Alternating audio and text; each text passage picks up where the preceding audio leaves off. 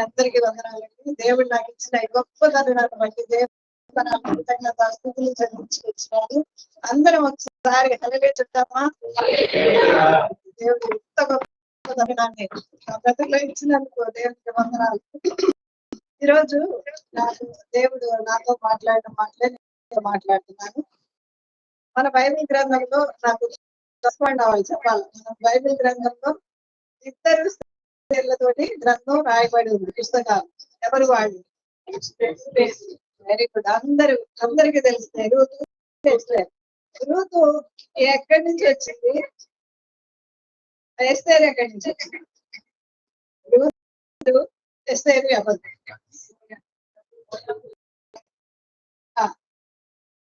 ఎస్తేరు గట్టిగా చెప్పండి, కాన్ఫిడెంట్ గా చెప్పండి.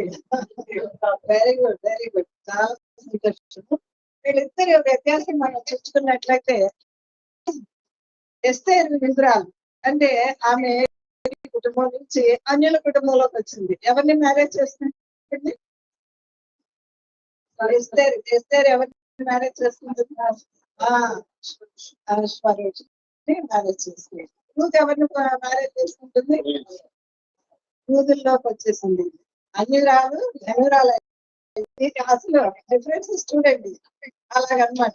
ఎస్తేరు గ్రంథమేమో మ్యారేజ్ తో స్టార్ట్ అయ్యి తర్వాత శత్రువులు హతం చేయడం కంక్లూడ్ అవుతుంది. ఈమెదేమో రూతు గ్రంథం కరువుతో స్టార్ట్ అయ్యి పెళ్లితో కంక్లూడ్ అవుతుంది కదా. మరి ఇలాగా చాలా డిఫరెన్సెస్ ఉన్నాయి చెప్పాలంటే. అసలు యాక్చువల్ గా బైబిల్ గ్రంథంలో ఇద్దరు స్త్రీలు, ముఖ్యమైన స్త్రీలు ఉన్నారు.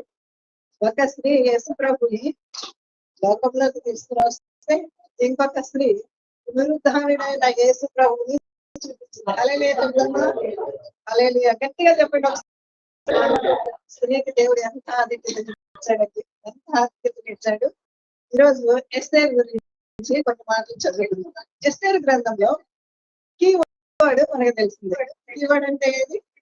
ముఖ్యమైనటువంటి వచనం ఏది చెప్పగలరా? వాక్యం తెలిసిన వాళ్ళు తీసి చదవండి. 4వ అధ్యాయము 16.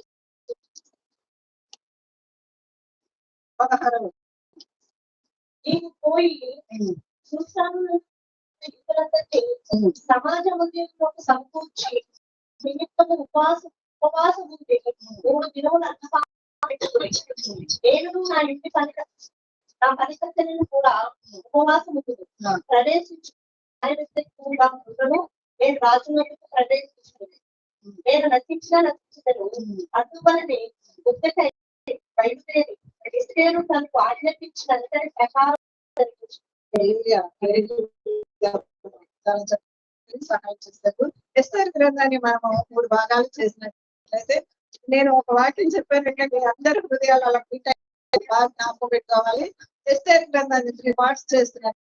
ఫస్ట్ 2 పార్ట్స్ లో ఫస్ట్ 2 అధ్యాయాల్లో మనం ఏం చూస్తామంటే బస్తీ రాణి అయినటువంటి బస్తీని ఆమెను పంపించేయటము, అనాథ అయినటువంటి ఎస్తేరుని రాణిగా చేయటము మనం చూస్తాం. తర్వాత నుంచి 2వ అధ్యాయం లాస్ట్ భాగంలో నుంచి హామాను తెలుసు కదా, ఈ యొక్క స్టోరీలో విలన్. ఆ హామాను హతమార్చటము, శత్రువుల మీద జయమేయటము చూస్తాం. 8వ అధ్యాయం వరకు. లాస్ట్ వాళ్ళ సెలబ్రేషన్. లాస్ట్ అధ్యాయులు వాళ్ళు పూరిము పండుగ చేసుకుని అందరినీ సంహరించినందుకు జయోత్సవాలతో వాళ్ళు ఆ యొక్క సెలబ్రేషన్ ని మనం చూస్తాం. ఎస్తేరు గ్రంథం మనము 7 విందులు చూస్తాం, ఫంక్షన్స్, సెలబ్రేషన్. ఫస్ట్ ది మనం చూసినట్లయితే ఒకసారి చూడండి. 7 విందులు. 7 విందులు ఏంటంటే ఒకటి చూస్తారు, తర్వాత వష్టి కూడా ఒకటి చూస్తుంది. మరి ఎస్తేరు కూడా రాజా నాకు ఒక కోరిక ఏంటమ్మా చెప్పు, సహరాజ్యం ఇచ్చేయమంటారు అని అంటారు కదా. లేదు ఏంటంటే ఆ కోరిక ఏంటంటే మీరు ఒక విందుకు రావాలంట. అలా 3 times చేస్తుంది కదండి మనకు తెలిసింది. అలాగే 3 విందులు అక్కడ అవుతాయి.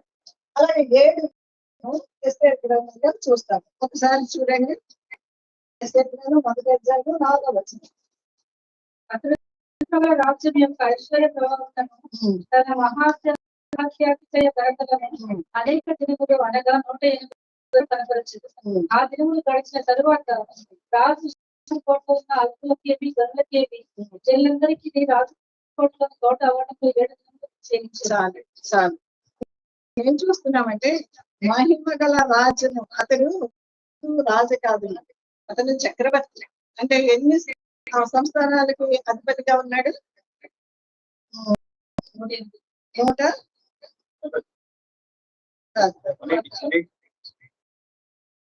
మొదటి వచ్చి చదవండి. అహశ్వరోషంలో జరిగిన చర్య వివరము హిందూ దేశం మొదటి కృష్ణ దేశం వరకు 127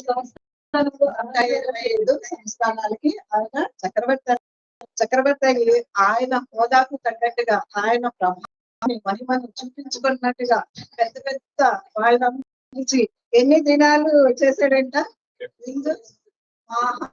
అయితే అంబానీ లాంటి వాడు 7 రోజులు చేస్తారేమో, 10 రోజులు చేస్తారేమో, అంతే కదా. ఈయన ఎన్ని రోజులు చేశాడు? 180 దినాలు తిరిగి చేశాడు. అంటే ఆ యొక్క రాజ్యము ఎంత స్వస్థంగా ఉంటుందో, ఆ రాజ్యం యొక్క ఆర్థిక స్థితులు ఎంత గొప్పగా ఉంటాయో మనము ఊహించవచ్చు అనమాట. విందు చేశారు. మరి తర్వాత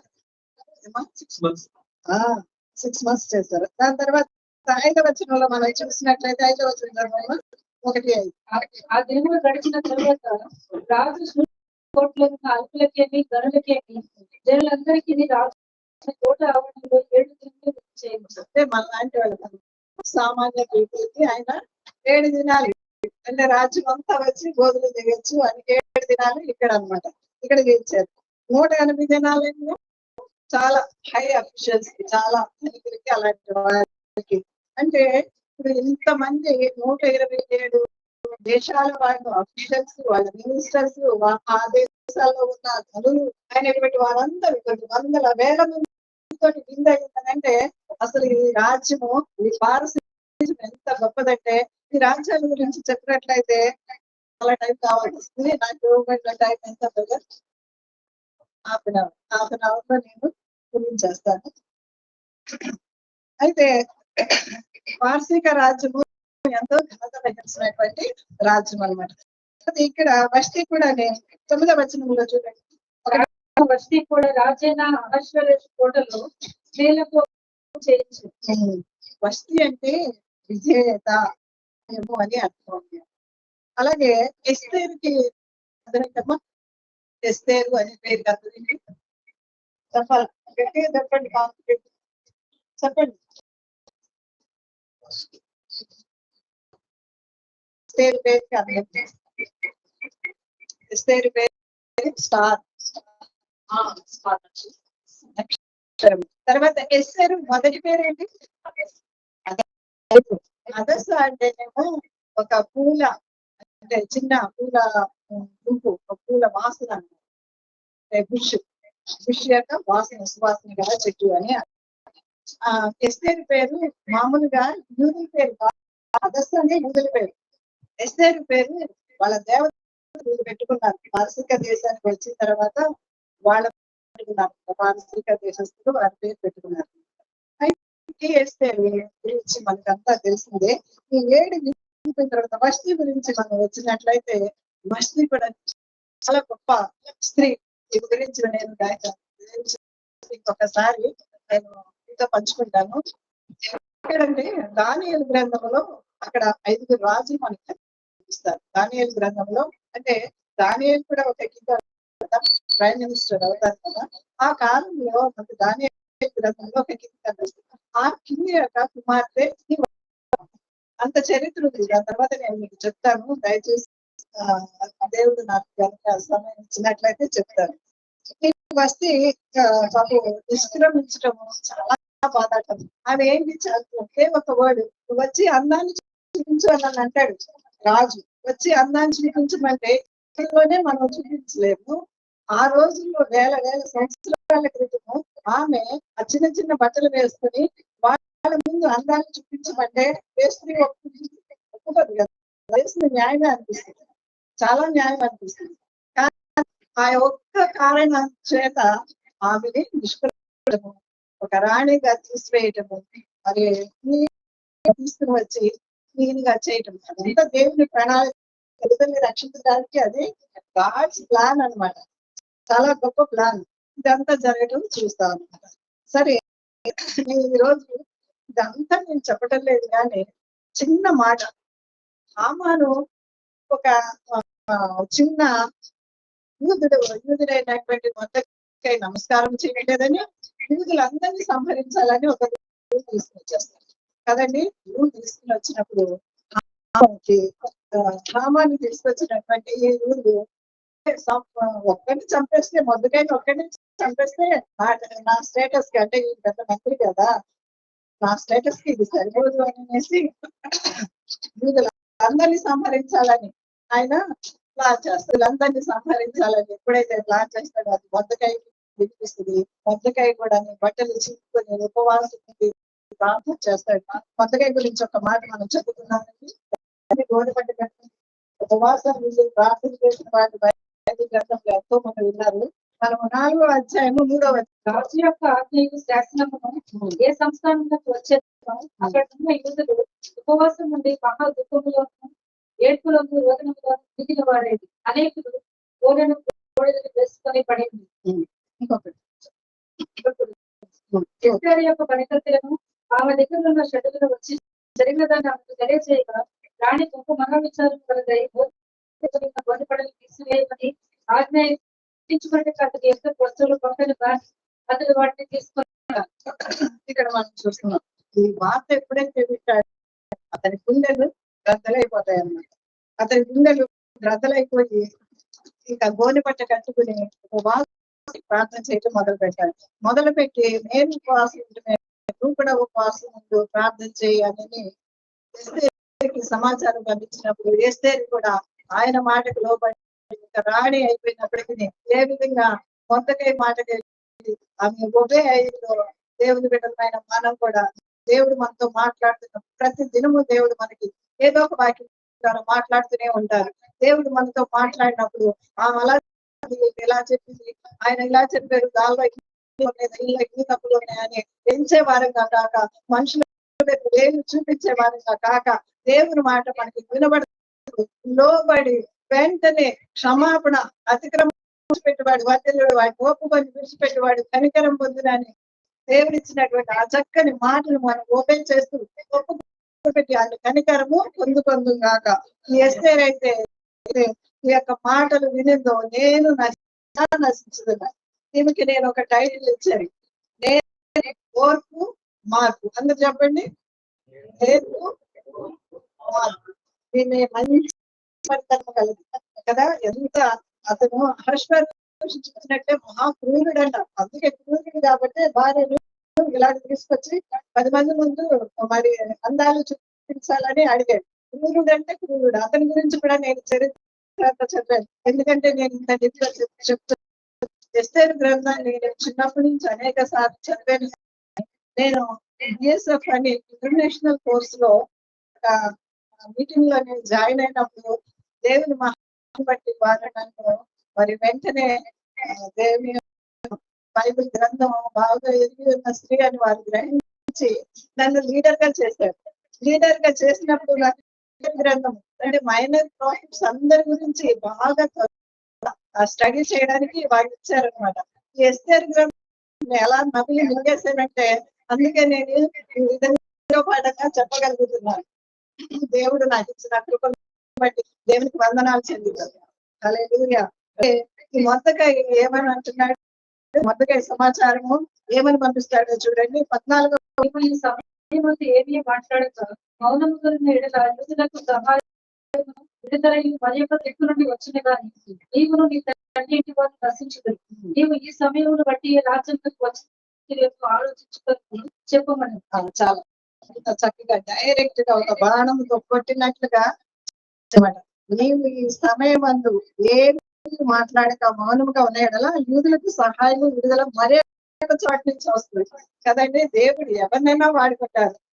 రోజు నా గిజన్ బ్రదర్ని మరి ప్రేమ్ బ్రదర్ని ఇద్దరిని వాడుకుని మనలందరినీ ఇక్కడ సమకూరుస్తున్నారు. హల్లెలూయా. వాళ్ళని బట్టి హల్లెలూయా. దాని తర్వాత ఒకవేళ వాళ్ళు ఏమైనా సరే ఇంకెవరినైనా వాడుకుంటాడు, ఇంకొకరిని లేపుతాడు. కానీ మనము లోబడాలన్నమాట, లోబడాలి. ఈ రోజు నేను ఎంచుకున్న అంశంలోకి నేను వస్తున్నాను. ఆ రాత్రి అంట మనకు తెలిసిందే, ఆ రాత్రి అంట రాజుకి నిద్ర పట్టలేదట. హల్లెలూయా. ఆ మాట చదువుతామా అందరం కలిసి? 6:1 చదువు, 6:1 అందరం కలిసి.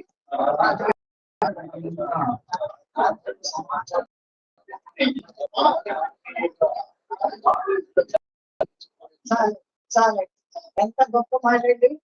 రోజు మనము ప్రార్థన చేసినప్పుడు రాజులు గాని అధికారులు గాని మినిస్టర్లు గాని నిద్ర పట్టకూడదు. నేను మొన్న ఆ సిస్టర్ జోస్నా సిస్టర్ ప్రార్థన చేస్తుంటే రాజుకి నిద్ర పట్టనివ్వకూడదు ప్రభువా అని, మా అధికారులు పట్టనివ్వకండి ప్రభువా అని ప్రార్థన చేసినప్పుడు నాకు వెంటనే నాకు జ్ఞాపకం వచ్చింది అనమాట. మరి ఒకసారి నేను చూస్తున్నాను. ఆ రాత్రి నిద్ర పట్టకపోయినందున రాజ్య సమాచార గ్రంథం తెమ్మని రాజు ఆజ్ఞగా అది చదివించబడింది. అదే సమయంలో రాజు చదువు సమయంలో మొద్దకై చేసినటువంటి గొప్ప కార్యం అక్కడ రాయటం ఏంటి, మొద్దకై ఒక చక్కని హెల్ప్ చేసింది. ఆ కార్యం అక్కడ రాయడం ఏంటి, ఆయన ఓపెన్ చేయటం ఏంటి, చదవటం ఏంటి. అందుకే దేవుని గ్రంథంలో ఒక మాట నేను రిఫరెన్స్ చెప్పడానికి లేదు, కానీ దేవుని చిత్తమైతే మరొకసారి దీని గురించి మాట్లాడు.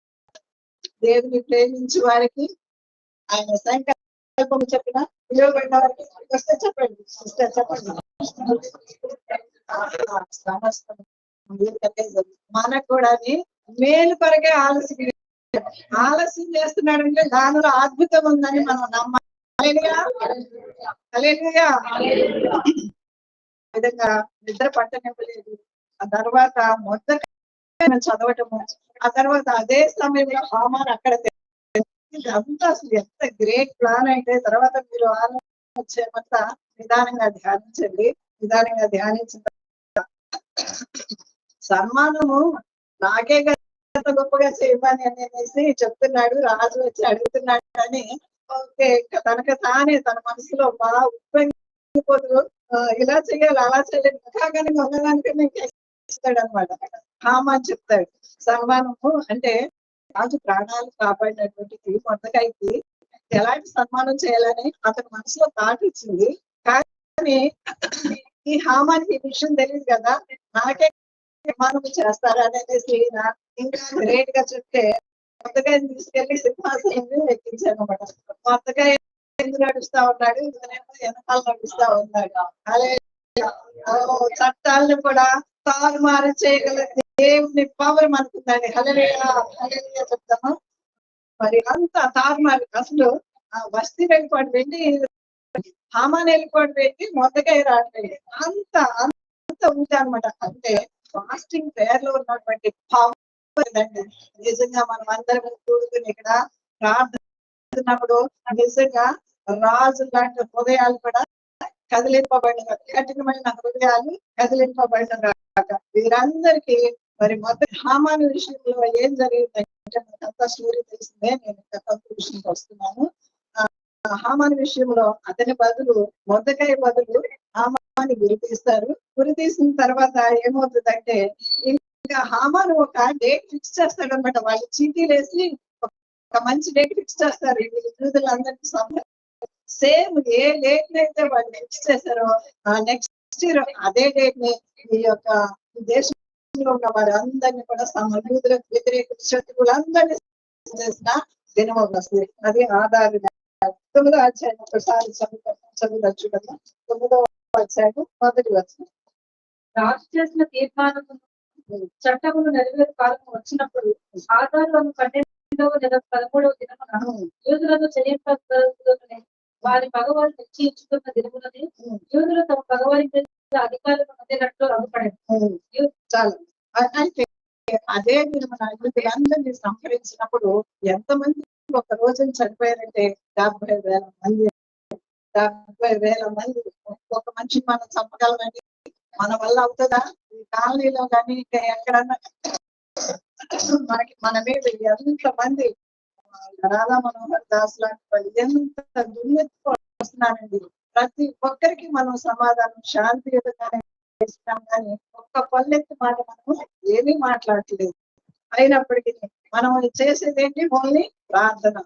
ప్రార్థన ఎందుకంటే ఒక దినం వస్తుంది, ప్రతి నాలుగు ప్రార్థించాలి, ప్రతి మోకాలు ఆయన నామన వంగాలి తెలుసు కాబట్టి మనము ఆ విధంగా అయితే ఇంకొక మాట చదువుకుని ముగించుకోవాలండి. 9-16 వచ్చిన చదువు. రాజు సంస్థానంలో తక్కిన యువకుని తమ ప్రాణంలో రక్షించుకున్నట్టుగా కోరుకొని ఆ 13వ దినమందు తమ విరోధులలో 75 చంపివేసి తమ భగవాని వలన బాధ లేకుండా నెమ్మది అయితే వారిని ప్రదర్శన పట్టుకున్నది. 14వ దినము వారు నెమ్మది పొంది ఇల్లు చేసుకుని సంతోషంగా ఉంది. చాలు 14వ దినంగా వాళ్ళు విందు చేసుకుని సంతోషంగా ఉన్నారట. లాస్ట్ రాజు చేసిన తీర్మానం అతని చట్టంలో వచ్చిన ప్రతి సంస్థానమంతను ప్రతి పట్టణములకు ఆనందము సంతోషము కలిగింది. అది శుభదినమని మరియు దేశంలో యూదుల ఎడల భయం కలిగిన కనుక అనేకులు యూదులను అవలంబించారు. మతం అవలంబించినట్టు నైవేడేస్ లో అందరి మీద కుమ్మరింపబడుతున్నది. దేవేల గ్రంథంలో చంట మీద, ఎవరి మీద, ముసలి వాళ్ళ మీద దేవుని ఆత్మ ఏ విధంగా ఉంచబడుతుందని చెప్తుందో అలాగా నైవేడేస్ అందరి మీద అనేకులు అన్యులు దేవుని నమ్ముకుంటున్నారు, అనేకులు దేవుని రాజ్యంలో వచ్చి చేరుతున్నారు. కాబట్టి జయము. అప్పుడు వాళ్ళు అంటున్నారు కదా, అనేకులు వచ్చి విందులు అని మళ్ళీ విందులు చేసుకుంది. ఎన్ని విందులు అని చెప్పాను? 7 విందులు. 7 విందులు ఈ గ్రంథంలో మనం చూస్తున్నామండి. ఈ విధంగా ఎస్తేరు గ్రంథాన్ని మనం ధ్యానించినప్పుడు లాస్ట్ గా ఎస్తేరు గ్రంథాన్ని ఎవరు రాశారంటే చెప్పాలి, గెస్సింగ్ చేయాలి. ఎస్తేరు గ్రంథాన్ని ఎవరు రాసింటారు? మనం ఏదైనా మెసేజ్ ఉన్నప్పుడు అక్కడ రాసుకుంటాం కదా, పలానా మంచి దైవ సేవకులు ఎవరైనా చెప్తే కనుక మనం గబగబా అక్కడ నోట్ చేసుకుందాం. అలా నోట్ చేయాలన్నా చెప్పండి, ఎస్తేరు గ్రంథాన్ని ఎవరు రాశారు? లేకపోతే ఎస్తేరు గ్రంథాన్ని 9-29 అభినయుడు కుమార్తె రాణియులైన ఎస్తేరును యూదులైన మొర్దెకై ఖండితంగా అంటే మొర్దెకై ఎస్తేరే రాయించారు. వేరే వాళ్ళతో చెప్పి ఈ గ్రంథాన్ని రాయించారు. అప్పుడు జరిగినటువంటి పరిస్థితులన్నీ కూడా చక్కగా రాయించారు. ఆఖరిగా ఇంకొక మాట, హామాను శేషం మిగలకోకుండా శత్రువున్న హామాను అతని వంశీయులు అందరినీ ఏ విధంగా నవేడేసి మనం కూడా మన అపరాధముల చేత, పాపముల చేత చచ్చిన వారం అయినప్పుడు క్రీస్తు కొట్టి మన అపరాధములను ఎత్తివేసిన కలసీలకు రాసిన పత్రిక 2వ అధ్యాయం 15 ఒకసారి. మరియు అపరాధముల వలనను శరీరము సిద్ధి పొందక ఇటువలనను మీరు మృతులై ఉండగా దేవుడు వాక్యముల ఆజ్ఞల వలన మన మీద రుణముగాను మనకు విరోధముగా పత్రములు మేకులతో సిలువకు కొట్టి దాని మీద జీవరాశి వేసి మనకు అడ్డము లేకుండా దానిని ఎత్తివేసి మన అపరాధములన్నింటినీ క్షమించి ఆయనతో కూడా మేము జీవింపజేసారు. ఆయన ప్రధానులను అధికారులను నిరాయుధంగా చేసి శివ చేత దేవసాముతో వారిని పట్టి తెచ్చి బాహాటముగా వేడుక మాటలని దయచేసి అందరు కలిసి మాటలు అందరూ ఒకే స్వరం. మరియు అపరాధముల వలన శరీరమును సున్నతి పొందక ఉండడం వలన అందరు చదవండి. విడుదలైనగా దేవుడు రాతపూర్వకమైన ఆజ్ఞల వలన మన మీద రుణముగాను మనకు విరోధముగాను ఉండిన పత్రములు మేకులతో సిలువకు తుడిచివేసి మనకు అడ్డము దాన్ని ఎత్తివేసి మన అపరాధములన్నింటినీ క్షమించి అధికారులుగా చేసి చేత జీవించు వాటిని పట్టి తెచ్చి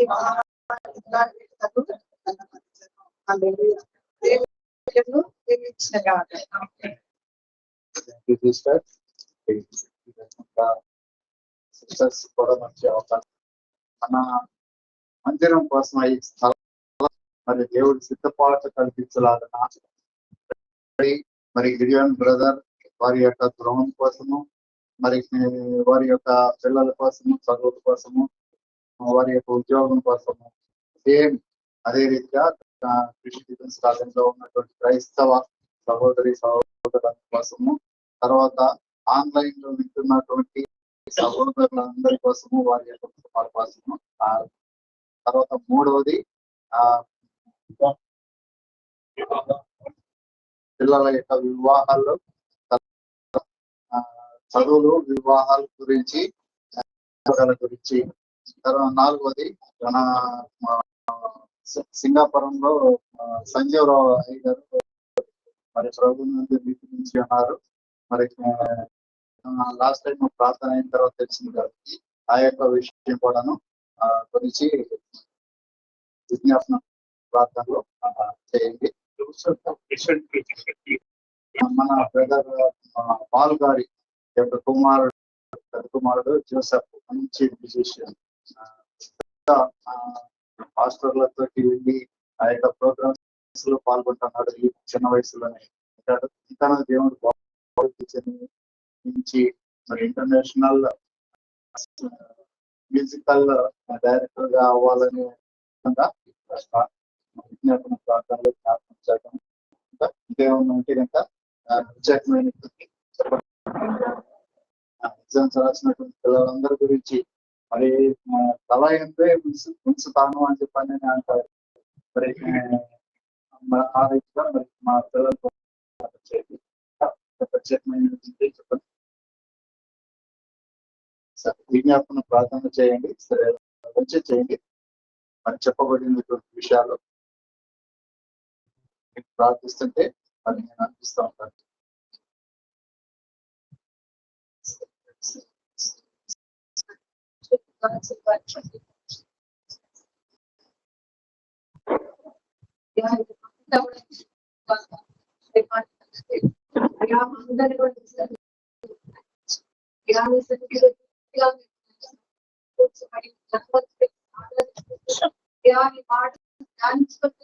సమయాన్ని బట్టి